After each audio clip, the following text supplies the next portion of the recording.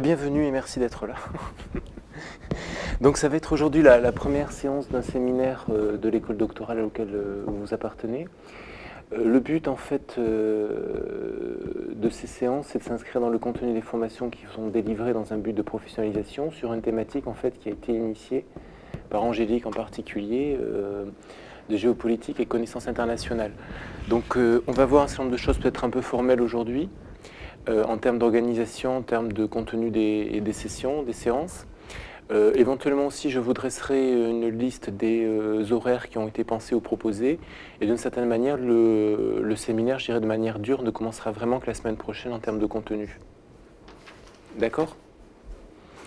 Première question naïve, est-ce que vous entendez bien ma voix? Est-ce que c'est bon? Ouais? D'accord. On va peut-être se fermer la porte si vous permettez parce que... Bon, la séance d'aujourd'hui sera un peu spéciale en termes horaires aussi parce qu'à vers 17h30, donc ça voudrait dire qu'il faudrait qu'on s'arrête un peu vers 17h20, 17h15, 17h20 plutôt, pour surveiller. C'est Daniel Guittard nous fera... Donc Daniel Guittard, le responsable de l'école doctorale dont vous relevez, nous fera le plaisir d'une visite en fait, pour probablement discuter un peu du fond et du reste.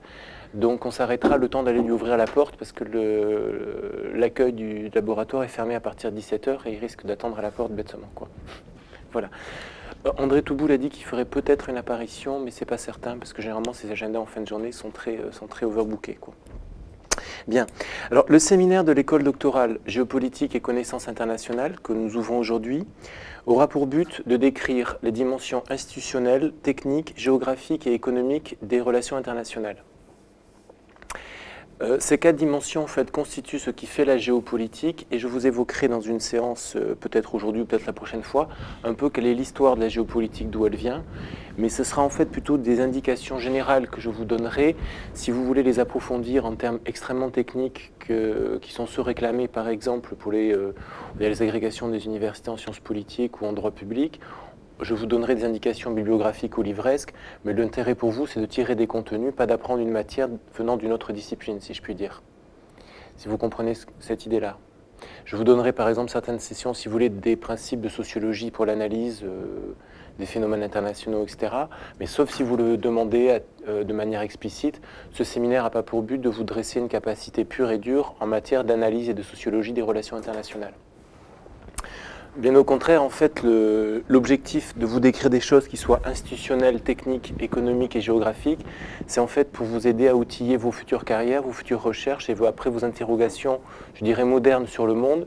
Parce que c'est vrai que le contenu de ce séminaire n'apparaît pas n'importe quand dans l'histoire actuelle, on va dire, dans l'histoire contemporaine. Il commence maintenant, c'est vrai qu'on a pu sentir une sensibilité forte. Je vous en prie, bonjour. Oui, tout à fait. L'actualité internationale, effectivement, l'actualité même de notre pays.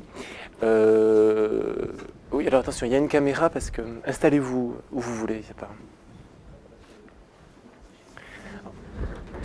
Je vous réexplique en un mot la présence des caméras. En fait, nous faisons un test avec monsieur qui est là-bas, parce que l'un des DESS que pilote l'un des professeurs d'IXL, Yves Oustin, va être proposé pour un transfert. En fait, ces cours vont être transférés sous DVD.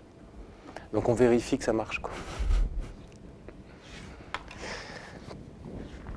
Donc j'y reviens. Donc le but de ce séminaire, c'est de vous décrire donc les dimensions institutionnelles, je dis en particulier pour ceux qui arrivent, les dimensions institutionnelles, techniques, géographiques et économiques des relations internationales, c'est-à-dire vous permettre de couvrir tout le champ de ce que vous pouvez avoir à saisir dans les relations internationales et dans les géopolitiques durant vos futures carrières. Il y en a encore un autre. Bien. Ce que je vous propose d'aborder aujourd'hui, la prochaine séance,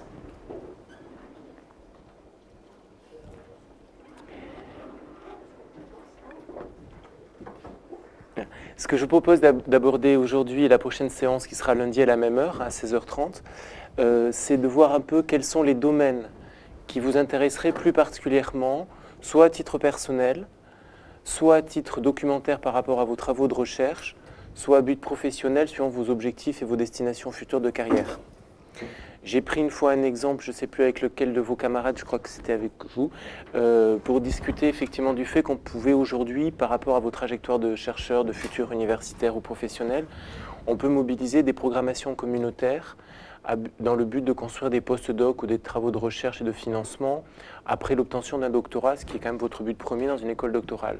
Si l'une des séances qu'on aura à travailler ensemble pouvait permettre à l'un d'entre vous de commencer à préparer un futur projet de parcours et de carrière professionnelle sur programmation communautaire, c'est un excellent en fait, moyen de connaissance et de diffusion d'informations. Donc tout ce qui pourrait vous être utile, c'est surtout le message que je voudrais faire passer à ceux qui arrivent aujourd'hui, qui ne m'ont pas encore rencontré tous les jours dans les couloirs d'IXL. Tout ce qui pourrait être utile à vos futurs, quels qu'ils soient, c'est en fait le lieu de l'exploiter ici. Donc sur le plan en fait, académique, si je puis permettre de dire, il y aura 3 dimensions à ce séminaire que je vais inscrire au tableau, si je puis trouver, écrire, voilà. Alors, le premier but, c'est la compréhension. Il paraît que j'écris très bien, vous me le dites. C'est la compréhension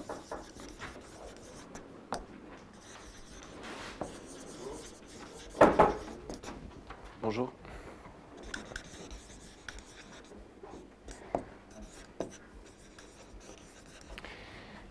C'est la compréhension des relations internationales. Je me permets aussi une remarque préliminaire en fait globale. On va être dans une pédagogie interactive. J'aurais peut-être dû me présenter sur ces aspects-là. Je suis en fait quelqu'un qui travaille au laboratoire Excel, qui est plutôt dans un cadre, je dirais, de fonction publique qu'on appelle le cadre A, c'est-à-dire en fait d'administrateur. Mais à l'origine, parce qu'à l'origine, je suis un Sciences Po de Bordeaux et j'ai enseigné en fait à l'Institut d'études politiques pendant plusieurs années. Je suis docteur des universités de la faculté de droit. Donc je ne suis pas comme vous un physicien, enfin un spécialiste de la matière, et je viens d'autres disciplines qui sont plutôt à dominante juridique, mais qui sont aussi à dominante scientifique par les sociologies et l'économie en fait que je maîtrise. Donc autre dimension sur le plan en fait du rapport d'enseignement. On considère dans les cénacles dont je viens, si je puis dire, que le verbe et l'oral sont en fait les 2 dimensions majeures de la transmission des connaissances et que les étudiants ou les participants des séminaires soient capables de les appréhender. On va même dire que c'est un mode sélectif à Sciences Po, si vous voulez, en première année ou deuxième année, que savoir si les gens à qui on cause sont capables de retenir ce qu'on leur dit pour pouvoir faire la suite. Donc en fait ici, il n'y a pas du tout de mécanisme de sélectivité ou de sélection. Donc moi je vais utiliser cette technique de l'oral en fait, et éventuellement du commentaire long et large d'un petit point. J'écrirai peu de choses supplémentaires à ça.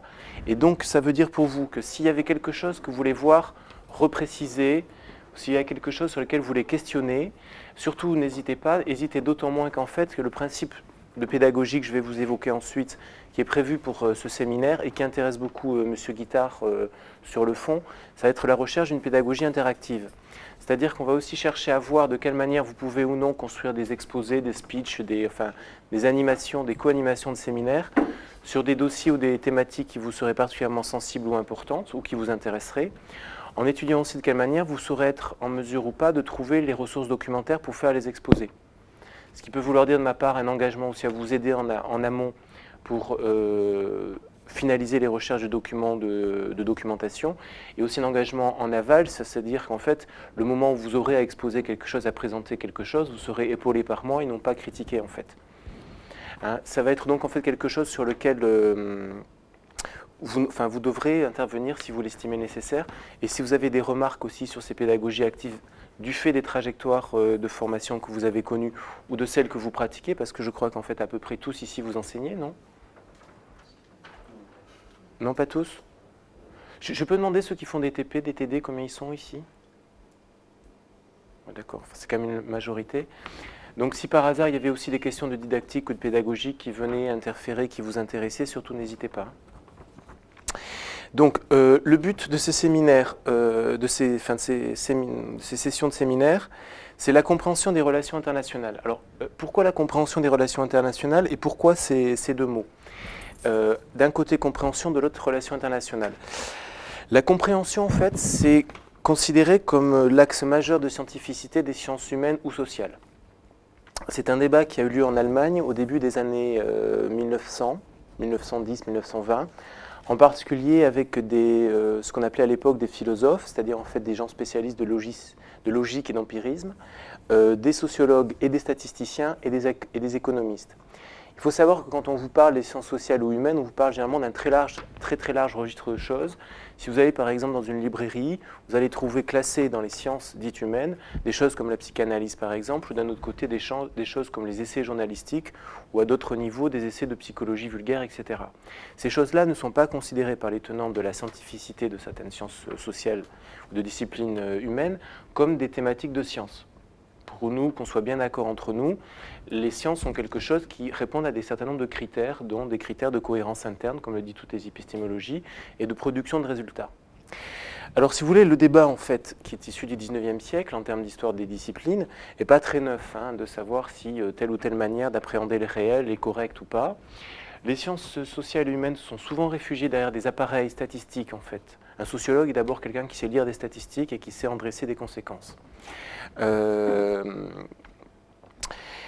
débat donc est pas neuf et ça fait longtemps, si vous voulez, que à part, je dirais, ce paravent de la statistique, les sociologues, ethnologues, économistes, etc. se sont posés des questions pour savoir comment valider ce qu'ils trouvaient et comprenaient. Il faut vous dire par exemple qu'à l'origine, l'ethnographie et l'ethnologie, ça consistait à savoir maîtriser la discipline qui consistait à vivre dans un environnement inhospitalier sinon farouche. Grosso modo, le principe, on va quelque part où on ne connaît personne, c'est des anthropophages, et en fait d'aller vivre là-bas et en revenir. Donc la capacité à comprendre les mécanismes de la tribu, la manière de comprendre ses rites, et la manière de comprendre par exemple ses objectifs de cuisson alimentaire, de gestion des rituels divers et variés, ce n'était pas des vaines questions, c'est des questions techniques extrêmement importantes, parce que la sanction en cas d'erreur était d'être mangé. Donc par rapport à tout ça, en fait, il y a une école majoritaire, je dirais, enfin au moins essentielle, qui s'est dégagée à la suite d'un sociologue et d'un économiste allemand dont vous connaissez peut-être le nom, qui s'appelle Max Weber. Je sais pas, non. Je vous ferai un speech un jour sur un peu les grands noms.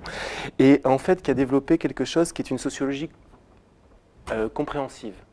C'est-à-dire qu'en fait, c'est que l'intention d'une sociologie de reconstituer le but et les intentions poursuivies par les acteurs qu'on a observés dans la sociologie étudiée ou l'histoire étudiée ou l'économie étudiée. C'est-à-dire qu'on va essayer de déterminer ce qui va être des intentions logiques en conséquence, en rationalité, en objectif, en finalité, etc. etc. Et c'est la compréhension, le terme c'est celui qui est le mieux adapté, la compréhension de ça qui va permettre de dégager un résultat qui, à la lecture de quelqu'un qui va regarder le travail, enfin la thèse, l'article, etc., c'est cette compréhension-là qui validera le fait que l'approche aura été marquée ou non par une scientificité. Donc le but qui est poursuivi pour vous, c'est vous mettre en position d'être en capacité de comprendre, effectivement de savoir analyser, de savoir restituer. Donc des relations internationales, c'est parce qu'en fait, l'objet de la géopolitique, à l'origine au XIXe siècle, c'était de comprendre de quelle manière les terres, ou les mers d'ailleurs, les fleuves et les montagnes conditionnaient les comportements des hommes. C'est à l'origine en fait une science militaire, d'essence germanique au sens vraiment fort du terme, inscrite dans l'Allemagne bismarckienne la plus dure, et qui s'est petit à petit, en fait, sous l'influence en particulier américaine, développée sur la compréhension des relations entre des groupes d'acteurs, Est-Ouest, tiers-monde, Nord, Sud, enfin, etc., ou des questions régionales ou internes à des pays, qui en fait mettent en jeu des relations qu'on ne considère pas issues du cadre de la nation au sens strict du XVIIIe siècle, des Lumières du terme. Donc en fait, c'est tous les phénomènes interrégionaux ou internationaux qui peuvent être considérés comme objets de la géopolitique et tous les paramètres qui influencent ces différents objets. On va considérer par exemple en France que le ministère de la Sécurité sociale, le ministère du Travail et de la Solidarité n'est pas en soi un objet d'analyse des relations internationales. On va considérer à la limite que le ministère des anciens combattants est un ministère de gestion de gens, donc en fait, ce n'est pas les relations internationales. Par contre, on va considérer que les affaires étrangères et la défense sont partie prenante des mécanismes internationaux de relations internationales. Donc dans une géopolitique, il faut comprendre comment les mécanismes jouent pour produire certains types de décisions. Parce qu'en fait, la grande dimension essentielle des relations internationales, c'est l'analyse des décisions et l'analyse des stratégies ou des anticipations stratégiques. Donc, pour vous mettre en mesure de faire une compréhension des relations internationales, il faudra qu'on revienne, en particulier dans une ou deux séances, sur ce que sont les contenus de l'analyse de la décision, de l'analyse de la stratégie et de l'analyse des gestions des paramètres de ces deux éléments. L'actualité est riche en événements lourds actuels, enfin je veux dire la question afghane est pas neutre, mais j'aurais tendance plutôt à prendre des exemples pour illustrer mes propos sur des événements passés, c'est-à-dire sur lesquels il n'y aura pas d'affectivité ou d'émotion liées au quotidien, liées à l'immédiateté des informations. Mais sachez néanmoins que, pour vous donner une idée de ces questions de discipline, de ces questions de rigueur qui ont été mises en jeu, c'est que c'est la discipline, en fait, les relations internationales des sciences sociales, qui a le mieux appréhendé les schémas de la théorie des jeux, que vous connaissez probablement par la mathématique. L'autre discipline qu'il a utilisée, c'est l'économie, la microéconomie, mais beaucoup moins en fait, parce que pour la microéconomie et l'économie, on est sur des modèles en fait OXB, en fait, hein, de rencontres d'offres et de demandes, et qui sont structurés par deux auteurs, l'un suisse, l'autre italien, qui s'appelle Walras et Pareto, aux frontières du 19e et 20e siècle, et qu'en fait, c'est des choses qui sont relativement binaires et simples. Alors que la théorie des jeux est d'un modèle extrêmement complexe. Et les relations internationales ont été particulièrement marquées par l'influence, dans le terme de la stratégie de la décision, par la théorie des jeux. Un exemple classique de théorie des jeux appliquée concrètement, c'est la décision d'Henry Kissinger, vers 1972-1973, quand ils ont senti qu'ils ne pourraient plus occuper militairement le terrain du Vietnam du Sud, et qui voulaient partir sans perdre la face, ils ont décidé de bombarder avec des B-52 systématiquement toutes les rizières du Nord-Vietnam, pour empêcher en fait la production alimentaire à destination des populations du Nord. Et c'était en fait destiné à contraindre les Nord-Vietnamiens à s'asseoir à une table de négociation à Genève. Ça a très bien marché. C'est une application en fait stricte de la théorie des jeux appliquée aux relations internationales. Ce sont en fait des contenus de sciences politiques qu'on apprend à Columbia ou Harvard, etc., et qui servent après à ce que des gens gèrent des stratégies, parfois de destruction massive, parfois d'autres choses. Donc ça, c'est le premier aspect. Est-ce que sur ces aspects-là, vous avez des questions ? Ça va ? Est-ce que c'est clair par rapport au contenu que vous avez l'habitude de voir ?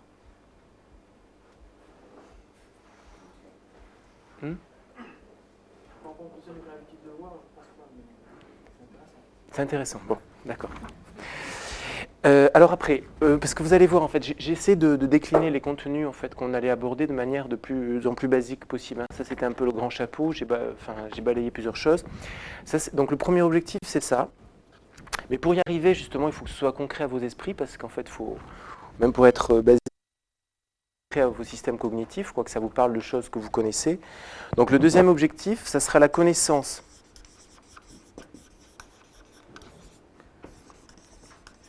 thématique de l'actualité moderne.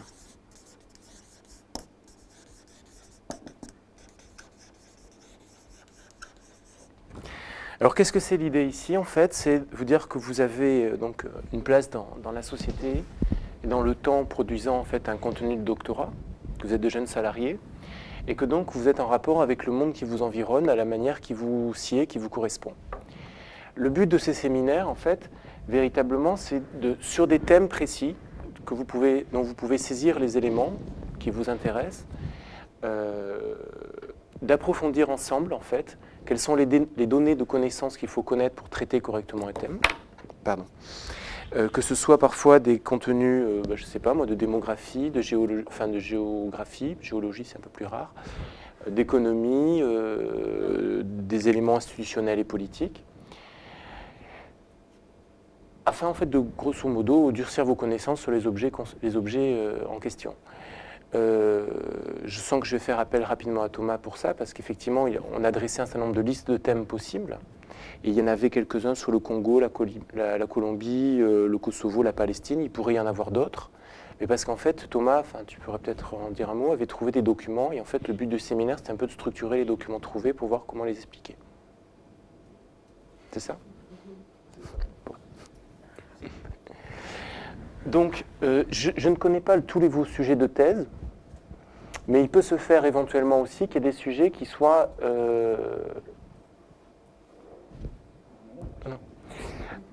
la dernière fois que j'ai eu des séances de cours à assumer par rapport à des questions d'économie internationale dans une école de commerce, j'avais des documents en fait, issus de l'ambassade de France en Corée du Sud. C'était en fait au plein moment de la crise des DRAM, qui sont normalement des choses que les électrotechniciens d'ici connaissent. Donc en fait, on s'est servi des documents que j'avais sur les DRAM pour voir en fait qu'est-ce que c'était qu'un mécanisme de relations internationales, à la fois sur la crise du won, c'est-à-dire la monnaie asiatique, la monnaie coréenne, qui était concernée. La crise, qu'est-ce que c'était qu'une crise de surproduction à un échelon mondial d'un objet, et comment se réguler le commerce sur toutes ces différentes dimensions. Alors, est-ce que l'un d'entre vous traite de questions de DRAM ou d'un autre sujet qui peut être un objet éventuellement d'investigation? Vous le signalerez au besoin. Généralement, c'est quand même plutôt des objets à saisir par l'économique. Et a priori, si vous faites des recherches fondamentales, il n'y en aura pas des masses, quoi. Mais au cas où, n'hésitez pas, quoi. Donc ce que ça veut dire aussi sur ces connaissances thématiques de l'actualité, c'est qu'on doit aussi se réserver une forte souplesse dans chacun des séminaires. On a 2 heures devant nous, enfin, je vous parlerai à peu près après de la programmation horaire. On a 2 heures devant nous, ça laisse du temps en fait. Enfin 2 heures, on va compter 1h50, enfin, plus la pause au milieu pour vérifier que l'air est frais, etc. Si vous avez un thème qui brusquement vous est venu, on peut parfaitement prendre le choix d'en discuter une dizaine de minutes en début de séance, quoi. Quand je faisais des conférences de méthode à Sciences Po, on découpait ça généralement avec un exposé qui durait 1/4 d'heure à 20 minutes, qui faisait le corps dur en fait, de la séance. Mais à chaque fois, je demandais qu'on fasse une fiche de 5 à 10 minutes sur un sujet soit d'actualité, soit sur un bouquin, soit sur une lecture quelconque, qui permettait en fait entre vous d'échanger des informations. Parce que ça va être la 3e dimension en fait. On voudrait que ce séminaire soit l'occasion aussi d'une acquisition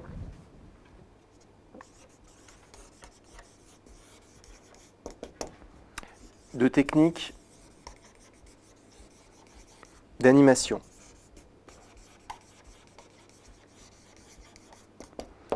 Pour vous, ça sera un vrai exercice de faire en fait des speeches, des exposés, des présentations, la manière dont vous voudriez le faire, hein, que ça serve d'ordinateur, de PowerPoint ou d'exposés oraux.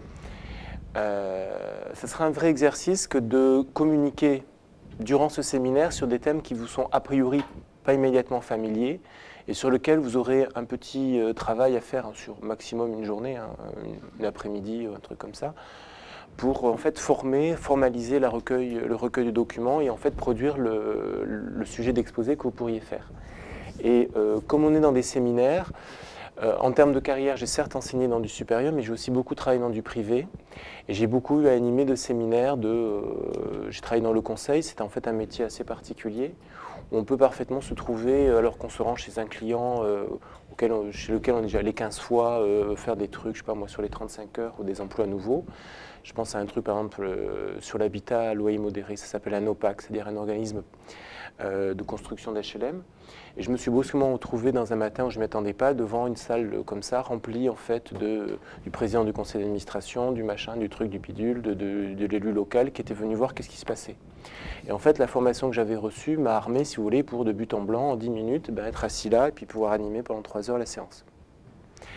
Donc, c'est des choses en fait sur lesquelles vos trajectoires de vie en fait vous amèneront un jour forcément. C'est-à-dire, si vous choisissez d'être des universitaires, vous aurez à gérer des commissions de spécialistes, vous aurez à gérer des animations éventuellement syndicales, vous aurez à gérer tout ce qui fabrique des carrières, quoi, en fait, dans l'université, qui est quand même beaucoup fondé sur des relations et des commissions. Et d'autre part, si vous allez travailler, que ce soit dans des organismes publics ou parapublics ou privés, vous serez amené à gérer en fait des animations d'équipe, parce qu'a priori, on postulera que vous êtes de rang de cadre et que vous êtes capable d'assumer ça. Donc, un des intérêts du séminaire, et peut-être que Daniel Guittard en touchera un mot tout à l'heure, c'est de faire avec vous cet exercice-là, en sachant que moi, je suis quelque part très qualifié pour le faire et en même temps très très cool ici pour l'accompagner, quoi. Pour moi, ce séminaire, c'est un plaisir, c'est un honneur aussi, quoi. Donc, il n'y a pas d'enjeu de contrainte, il n'y a pas d'enjeu de phénomène de problème. Et au contraire, tout ce qui pourra être fait pour que ce soit agréable et, enfin, j'allais dire convivial certes, mais agréable et efficace, quoi, ce sera le bienvenu. Est-ce que vous verriez, par rapport à ces 3 dimensions, différentes des questions supplémentaires ou ça reste limpide encore? Ça va?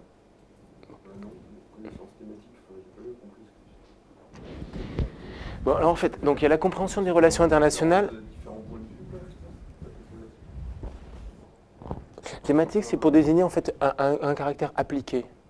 Ce que j'appelle un objet, c'est-à-dire un sujet, quoi, en fait, ce soit un pays ou un domaine ou Connaissance thématique, je sais pas moi, par exemple, bon, on parlait du Kosovo tout à l'heure, qu'est-ce qui s'est passé au Kosovo en 99 par exemple?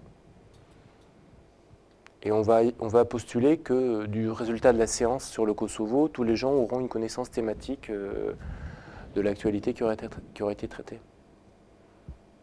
C'est-à-dire que si on fait grosso modo une séance sur un sujet comme le Kosovo, la Colombie ou la Palestine, que vous n'en repartiez pas plus ignorant que vous n'étiez en y arrivant, quoi.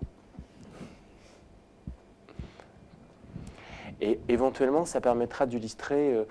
C'est-à-dire que c'est là où vous verrez probablement aussi sur la question des connaissances thématiques combien il peut y avoir des idées préconçues dans ce qu'on vous sert ou qu'on vous pond tous les jours sur la question des relations internationales ou des analyses de géopolitique ou de politique.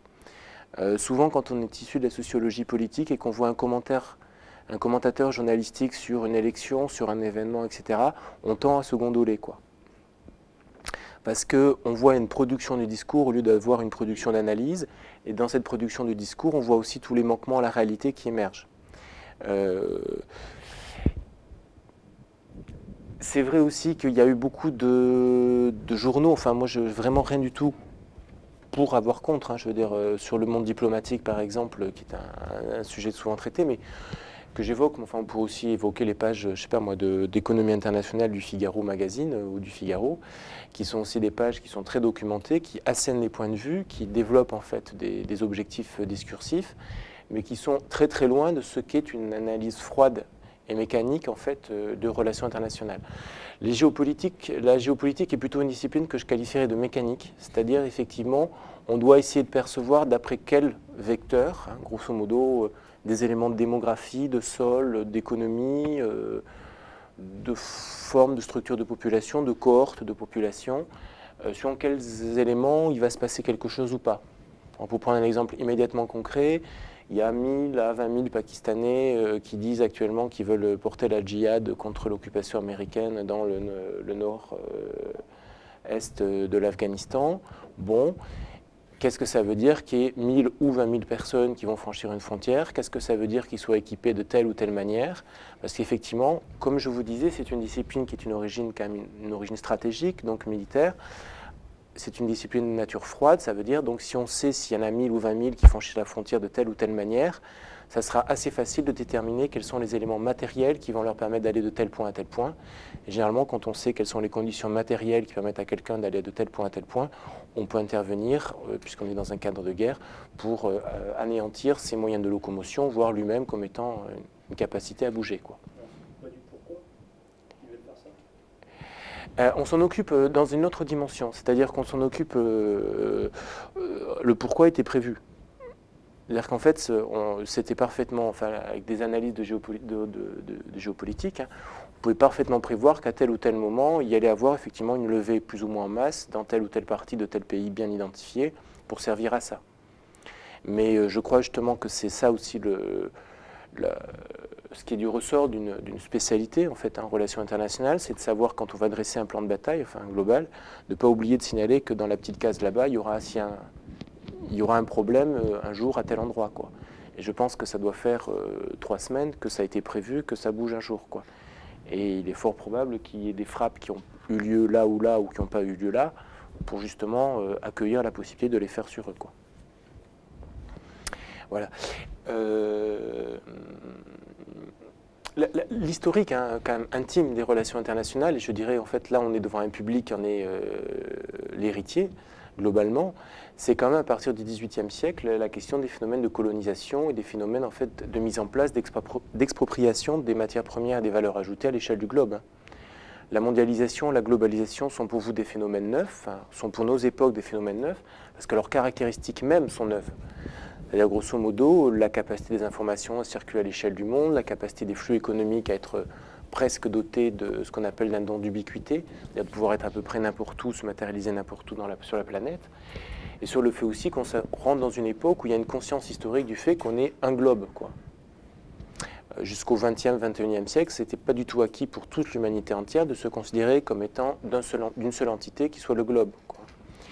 Mais repenser à la pensée du monde avant le XVe siècle, à l'époque où les gens croyaient que la Terre était plate, et les conséquences que ça pouvait avoir justement dans les disciplines de physique ou de chimie. Et pensez toujours à Galilée par rapport à tous ces phénomènes dits politiques, c'est-à-dire qu'effectivement, même les sciences dont vous venez, donc que vous pratiquez, ne sont pas des purs phénomènes abstraits, quoi. Galilée a eu beaucoup de problèmes parce que simplement il décrivait correctement des phénomènes physiques effectifs. Et donc en fait aujourd'hui, vous êtes les héritiers de ces sociétés qui ont mis en esclavage les Noirs, qui ont effectivement récupéré le cuivre et l'étain dans beaucoup de mines, qui ont créé effectivement des mécanismes de commerce, etc. Et tout l'intime en fait, des relations internationales, la constitution du corpus de la discipline et de la nature de sa réflexion s'est fondée sur effectivement la construction d'une civilisation des droits de l'homme. C'est-à-dire ce qui démarre historiquement vers 1780-1790 entre les États-Unis et la France, quoi. Et que l'Europe a incarné petit à petit de mieux en mieux. L'autre grande force qui a été donnée aux relations internationales, c'est qu'à sa capacité donc, à analyser les guerres, à en prévoir les éventuelles conséquences ou les éventuels effets néfastes, et donc effectivement de structurer les budgets publics, parce qu'il faut toujours se rappeler qu'une guerre, c'est quand même une question de moyens, donc effectivement de canons et de sidérurgie pour beaucoup de choses. Et donc en fait d'en structurer les éléments matériels, enfin structurer les guerres, structurer éventuellement. La paix est assez peu un objet en fait de relations internationales. En fait, elle commence à l'être aujourd'hui. Et certains sociologues politiques, dont éventuellement je pourrais vous toucher de mots à la fin des sessions, ont dit que la civilisation humaine allait vers plus de civilisation, c'est-à-dire rapport civilisé entre les personnes, où la violence disparaît, où on prévoit les formes sociales qui évitent qu'il y ait des violences, qui est plutôt des paroles, des supports d'échange, qui est plus d'appropriation des personnes comme étant des biens, etc. Mais pour l'instant, en fait, ça ne fait que commencer. Donc, ce que je pourrais aussi essayer de vous expliquer pour finir, c'est qu'effectivement, une analyse de relations internationales est assez systématiquement une analyse matérialiste, assez systématiquement une analyse historique, mais qu'elle est pratiquée indifféremment par des Américains, des Européens, des Soviétiques, des Chinois, etc. Et qu'elle prend en compte les phénomènes, si vous voulez, qu'on appellerait subjectifs, hein, les pensées, les idées, etc., comme en les ramenant à des conditions matérielles et historiques qui les produisent. Et c'est là, effectivement, dans ces formules-là, dans ces mots-là que je viens de vous évoquer, que ceux qui pratiquent des sciences politiques ou des sciences humaines tirent une certaine fierté, éventuelle, une certaine fierté de pouvoir prétendre à une scientificité qui soit reconnue par leurs confrères qui viennent d'autres types de disciplines. Ceci dit, sauf besoin express d'une épistémologie des sciences, le cours, ce qui est prévu ici dans ce séminaire, je vous répète, c'est des connaissances thématiques en fait sur des sujets d'actualité dont vous pouvez vous saisir facilement. Alors, sur les plans concrets, techniques, si vous n'avez pas de questions à ce moment-ci, non ? On aurait prévu une dizaine de séances de 2 heures qui vont jusqu'en fait en décembre. Est-ce que ça vous va ? Ouais. Pour Daniel Guittard avait comme volonté, il répétera peut-être tout à l'heure, de regrouper en fait les séances. Il pensait même faire des journées, vous savez, de 2 fois 4 heures ou 2 fois 3 heures. Je ne suis pas sûr que ce soit de bonnes idées, parce que j'espère que ce séminaire sera en fait une occasion de rencontre, que vous y viendrez très tranquillement. Et généralement, quand on se prévoit des journées de 6 heures, de 8 heures de concentration sur un objet, c'est des journées quand même très épuisantes, quoi. Donc peut-être que les 2 dernières semaines de décembre, ça doit être les semaines qui doivent correspondre au 3 décembre, pour ce qui est du lundi. Ouais, c'est ça, les 3 et 10 décembre. Il y aura une séance le mercredi matin 5 et le mercredi matin 12 pour faire le volume de 20 heures. Alors, bien sûr, votre participation est libre et tranquille. Simplement, donc, sur tout ce volume de 10 séances, vous serez tout à fait libre de venir quand vous le souhaiteriez. Enfin, moi, j'espère que vous serez là à chaque fois. Si vous avez d'autres contraintes, surtout, gérez-les. La seule chose, c'est que je crois qu'il y a une validation de la qualité de ce séminaire qui sera liée quand même à une assiduité relative.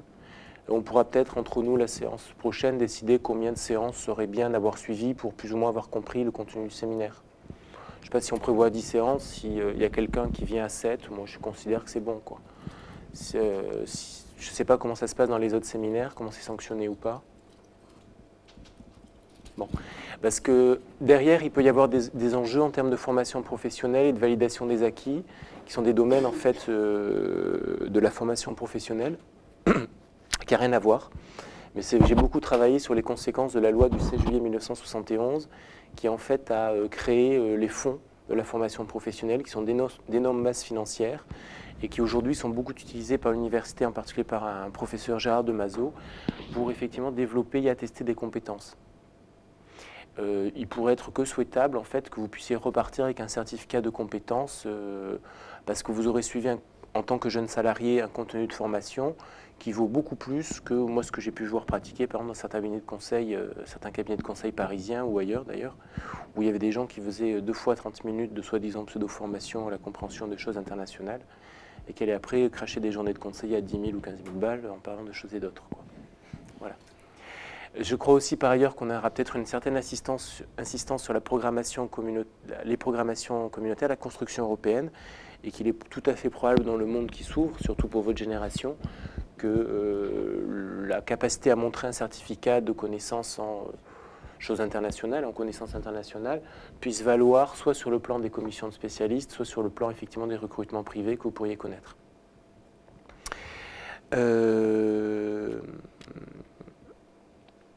Il faut que je regarde l'heure, parce qu'il ne faut pas qu'on oublie le guitare à l'entrée.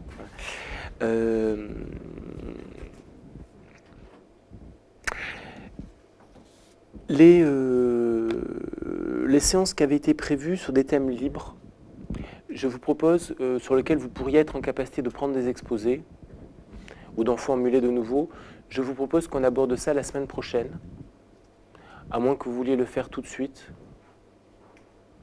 dans la mesure où vous aurez peut-être un peu plus de recul sur des questions d'agenda.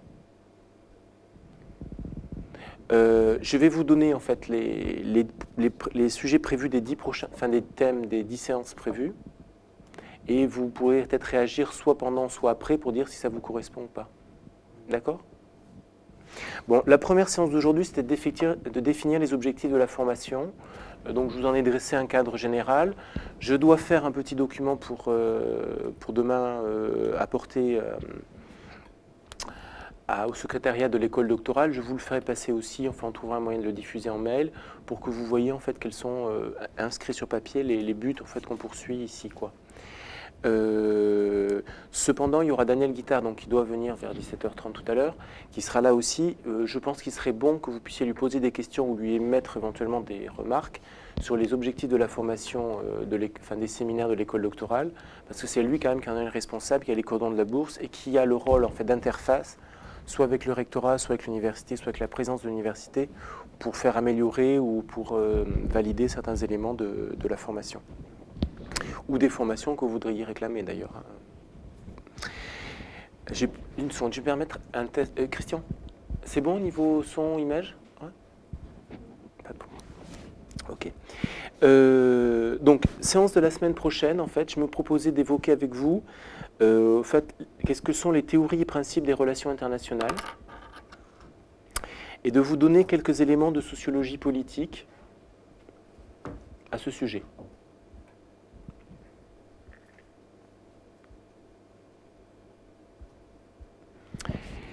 La troisième séance, en fait, les 5 premières séances sont plutôt des séances un peu fondamentales. Enfin, ça parle le sujet de fond. C'est les 5 séances d'après qui sont plutôt les séances les plus interactives avec des sujets en fait plus libres. La troisième séance donc portera plutôt sur les relations entre les États. On verra si c'est des questions d'intérêt, de coopération, de confrontation.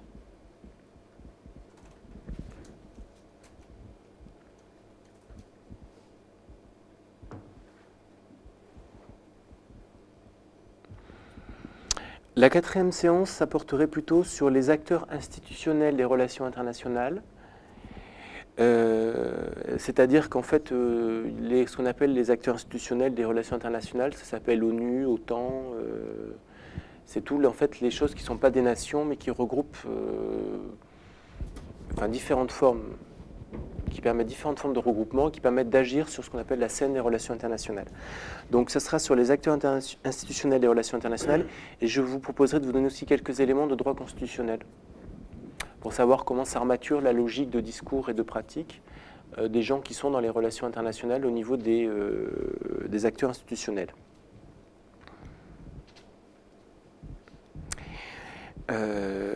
Parce qu'on verra pour vous donner un exemple concret, c'est pour ça que les Américains ont le droit de dire qu'ils s'appuient sur la Déclaration universelle des droits de l'homme pour faire des dommages collatéraux en Afghanistan.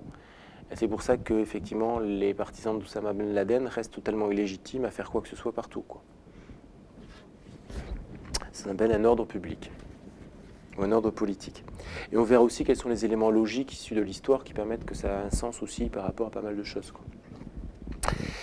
En 5e séance, ça c'était une proposition surtout de Thomas en fait, c'est une séance sur les nouveaux acteurs type ONG. C'est-à-dire qu'effectivement, plus votre génération que ma génération, qui est quand même une génération, moi, enfin, je vais vers mes 35 ans sans vouloir faire plus âgé que je suis quand même plutôt d'une génération qui est début années 80, à beaucoup d'égards, même si j'étais bien jeune à l'époque, mais effectivement, toutes ces questions-là de conscience du monde sont plutôt venues à ce moment-là. Donc en fait, les ONG sont des choses que je connaissais très bien, que j'ai vu naître, etc. Mais ce n'est pas pour moi un élément important de sensibilité au monde d'aujourd'hui. Je crois que c'est beaucoup plus développé chez vous. Et c'est là aussi où on fera cette séance-là, parce que c'est vrai que les ONG se regroupent un certain nombre de choses, qu'on tend parfois à les classer dans les acteurs institutionnels des relations internationales, mais qu'il ne faut en fait surtout pas les confondre avec les acteurs institutionnels des relations internationales, parce qu'ils font ce qu'on appelle en sociologie un effet d'imposition, c'est-à-dire qu'ils essayent d'obtenir une légitimité de discours et d'attitude, en fait, d'être au monde, à l'égal des nations ou des organisations internationales, qui doit être extrêmement discutée.